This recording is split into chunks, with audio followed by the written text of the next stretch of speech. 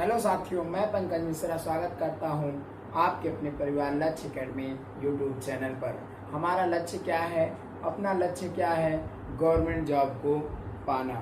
ठीक है साथियों, चलते हैं अपने सेशन की तरफ। साथियों, सबसे बड़ी कमी आपकी एक कमी है। एक कमी ये है कि आप लोग कमेंट नहीं करते हो, आप लोग वीडियो को नहीं देखते हो। हमें आप ये बताइए कि जो हम आपको जो रोज वीडियो मिल रहे हैं, क्या आप उस वीडियो से सहमत नहीं हैं? उस वीडियो में आपको क्या कोई ज्ञान नहीं हो रहा है? क्या आपके क्वेश्चन नहीं कंप्लीट हो रहे हैं? मैं जो पढ़ा रहा हूँ, क्या आपको पूरी तरह से सब कुछ आता है? अगर आता है तो आप फिर कमेंट क्यों नहीं करते हो? अगर आपको आता है क्वेश्चन, तो क्वेश्चन का आंसर क्यों नहीं देते हो? सबसे बड़ी कमी यहाँ पर है आपकी। तो साथियों, नाना साहब का वास्तविक नाम क्या है? नाना साहब का वास्तविक नाम क्या था? नाना साहब को क्या आप जानते नहीं हो? नाना साहब जी के बारे में हम आपको पढ़ा भी चुके हैं कि ये क्वेश्चन कहाँ का है। ये है 1857 की क्रांति का क्वेश्चन है। कहाँ का क्वेश्चन है? 1857 क्रांति, कानपुर का नेतृत्व नाना साहब कर रहे थे। और एक शख्स और थे, क्या आप उनको भी जानते हैं? अगर आप जानते हो, आपको सब कुछ आता है, तब आप कमेंट में आंसर क्यों नहीं देते हो? सबसे बड़ी कमियां यहाँ पर आपकी बनती है। ठीक है साथियों, नाना साहब और तात्या टोपे थे। ठीक है, तो नाना साहब का वास्तविक नाम क्या था? नाना साहब के बचपन का नाम क्या था? नाना साहब का एक और दूसरा नाम क्या है? तो ये क्वेश्चन कई बार एग्जामों में पूछा जा चुका है। मेरे भाई, मैं आपको यही पढ़ा रहा हूँ जो एग्जाम में आता है। एक भी क्वेश्चन बाहर से आने या जाने वाला क्वेश्चन नहीं है। ठीक है साथियों, तो नाना साहब का वास्तविक नाम क्या है? नाना साहब का वास्तविक नाम था धोंधू पंत। धोंधू पंत जो है, इनके बचपन का नाम था। क्या था? इनके बचपन का नाम धोंधू पंत था। यह क्वेश्चन कई बार एग्जामों में रिपीट हुआ है और कई बार एग्जामों में पूछा जा चुका है। आप लोग यार कमेंट में आंसर अपना नहीं देते हो, तो मैं क्या पढ़ाऊं? बताइए, मैं आपको क्या पढ़ाऊं? मैं आपको क्या समझूं? आज नहीं पढ़ाएंगे, बिल्कुल नहीं पढ़ाएंगे, कोई टॉपिक नहीं पढ़ाएंगे। आज मैं आपको एक सीख देने वाला हूं। आप वीडियो में बने रहिए और इससे सीखेंगे, जरूर सीखेंगे। आज ही आप सीखेंगे। आज से पढ़ाई करेंगे या तो फिर पढ़ाई करना ही छोड़ देंगे, दोनों चीजें हैं। मैं आपको एक छोटी सी कहानी सुना रहा हूँ, आज नहीं पढ़ाएंगे। क्यों? क्योंकि मैं आपको पढ़ाता हूँ, लेकिन आप लोग पढ़ते भी हो, वीडियो भी देखते हो, लेकिन कमेंट में आंसर नहीं देते हो। सबसे बड़ी कमियाँ, कमेंट में आंसर नहीं देते हो। कमेंट में आंसर आता है 4, 5, 3, 4 ऐसे आता है। अरे 20, 25 लोग, 30 लोग, 40 लोग वीडियो देखते हो यार, कम से कम आधा तो कमेंट आना चाहिए, आधा तो आंसर आना चाहिए कि हाँ क्या होगा इसका आंसर।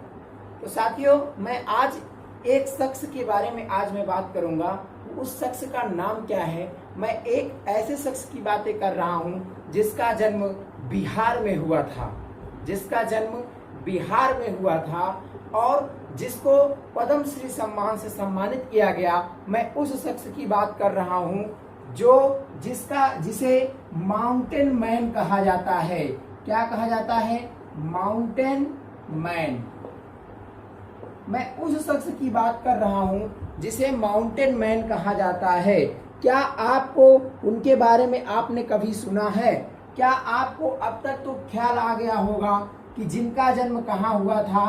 बिहार में हुआ था। ये क्या थे? एक मजदूर थे। क्या थे? एक मजदूर। अब तो आप गेस लगा लिए होंगे कि हम किसकी बातें करने जा रहे हैं।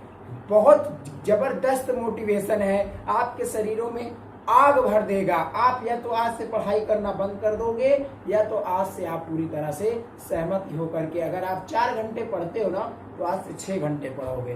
तो इस प्रकार से हम आपको आज बता रहे हैं। अब आपको समझ में आ गया होगा साथियों, मैं किसकी बातें कर रहा हूं।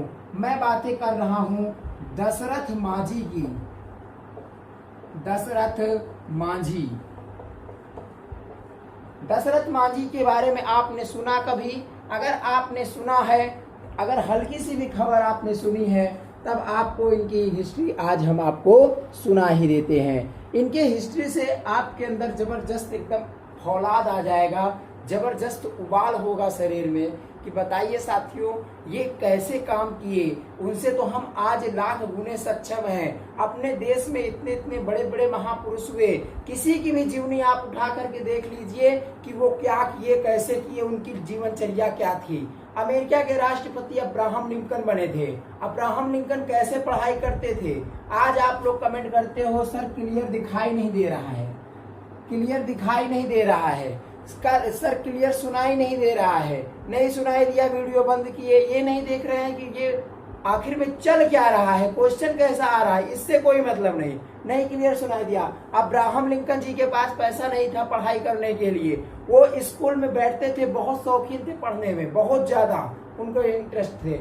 लेकिन जब वो स्कूल में गए एक दिन, तो एक दिन मास्टर जी उनसे बोले, खड़े करवाए, बोले फीस जमा करना पड़ेगा, फीस इतनी लगती है। उनके पास कपड़े नहीं थे, ड्रेस बनवाना पड़ेगा, ऐसे बोला गया जब, तब वो क्या किए कि बोले सर मेरे पास, मैं बहुत गरीब घर से हूँ, मेरे पास पैसा नहीं है। लेकिन अगर वो चाहते तो वो भी तो पढ़ाई छोड़ करके सन्यास बन जाते, अपना कुछ काम धाम करते। लेकिन नहीं यार, ऐसा नहीं होता है। जितने भी महापुरुष हुए हैं किसी की भी जीवनी उठा करके आप देख लीजिए। अब्राहम लिंकन जी क्या किए, उनको कई बार मास्टर के द्वारा उनको क्लास से बाहर निकाला गया, बार बार बाहर निकाला गया कि बेटा तुम परेशान होते हो। कितनी बार प्रोफेसर लोग, मास्टर लोग, टीचर लोग उनको डांटे भी कि यार ऐसा मत करो, तुम मत आया करो। उनको कई बार जबरदस्ती बाहर निकाला गया। लेकिन जब वो पढ़ाई कैसे किए, अब सोचिए पढ़ाई कैसे किए।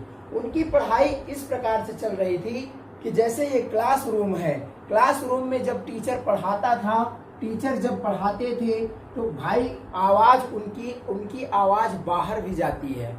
अगर जैसे धीरे धीरे तो पढ़ाएंगे नहीं, काफी टीचर बच्चे हैं तो तेज तेज जब पढ़ाते थे तब उनकी आवाज बाहर जाती थी।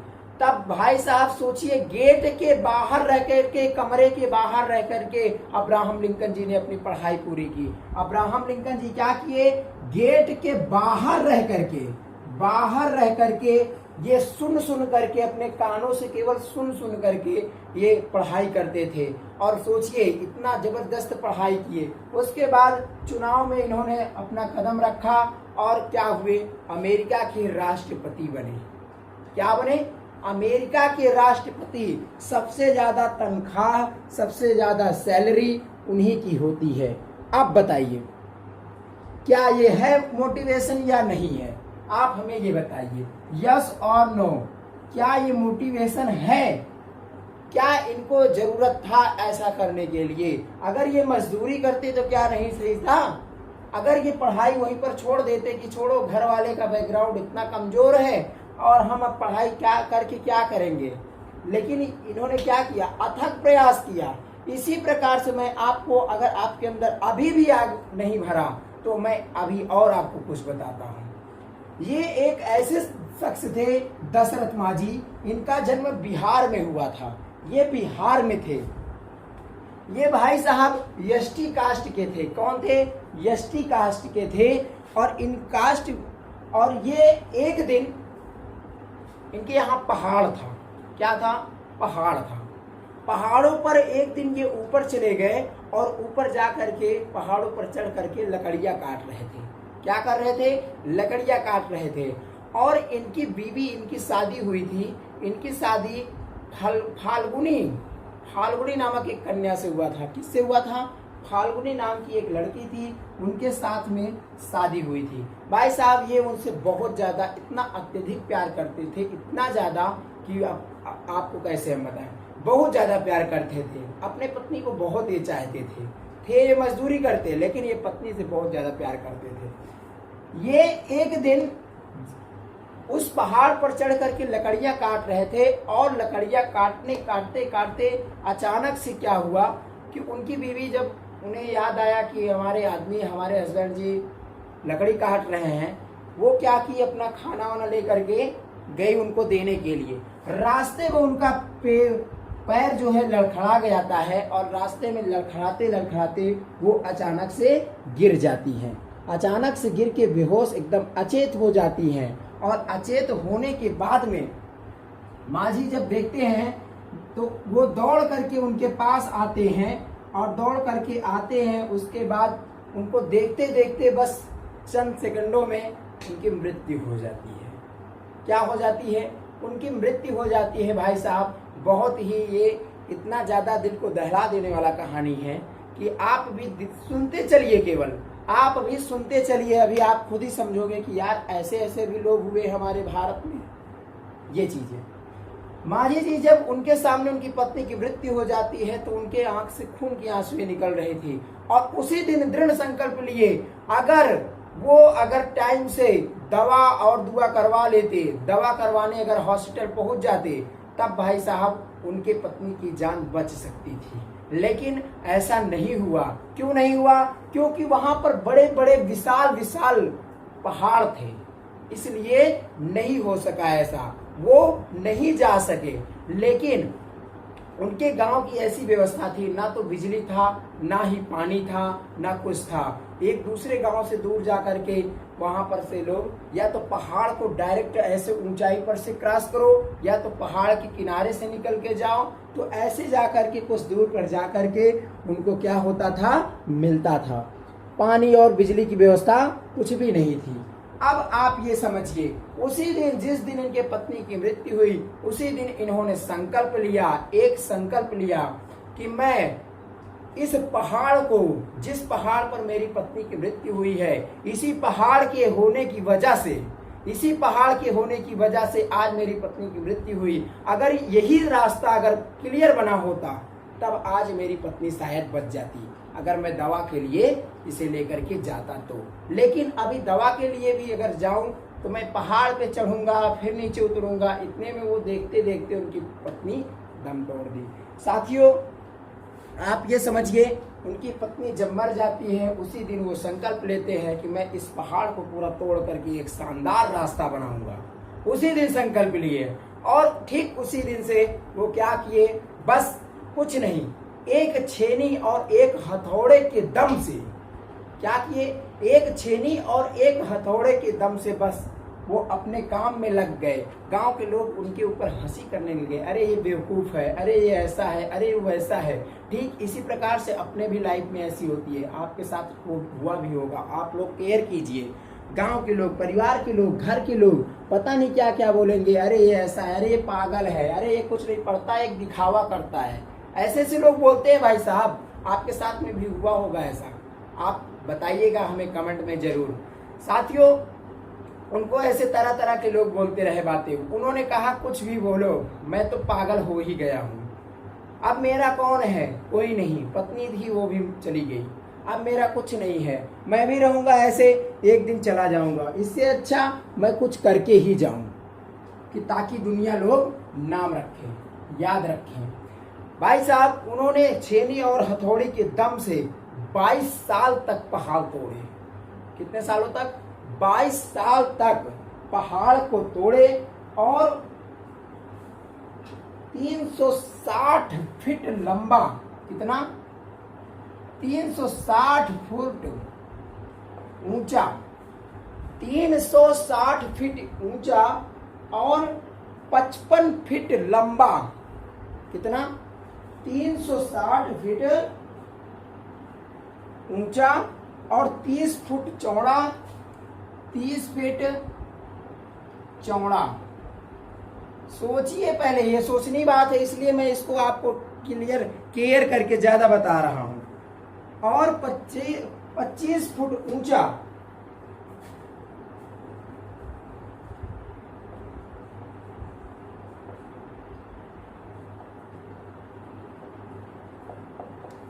,360 फीट लंबा, 30 फीट चौड़ा और 25 फीट ऊंचे वाले पहाड़ को इन्होंने 22 सालों तक अथक प्रयास करके तोड़कर एक सुगम रास्ता बना दिए।